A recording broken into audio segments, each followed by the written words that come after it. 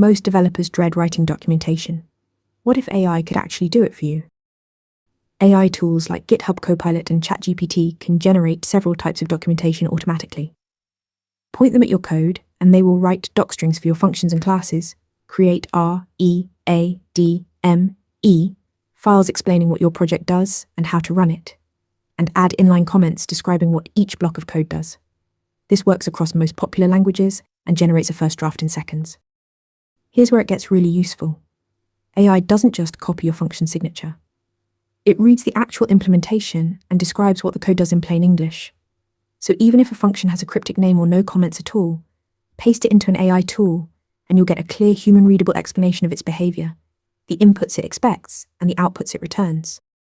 But there's an important catch. AI-generated docs describe what code does, not why it was written that way. It won't know your unusual loop exists to handle a specific browser bug, or that a method was kept only for backwards compatibility. Always review AI-generated docs to make sure they're accurate and add the contextual reasoning that only you know. AI is your documentation assistant. Use it to write the first draft, then review for accuracy and fill in the why. Ready to practice for your next interview? Interview Mentor lets you answer real questions just like this one.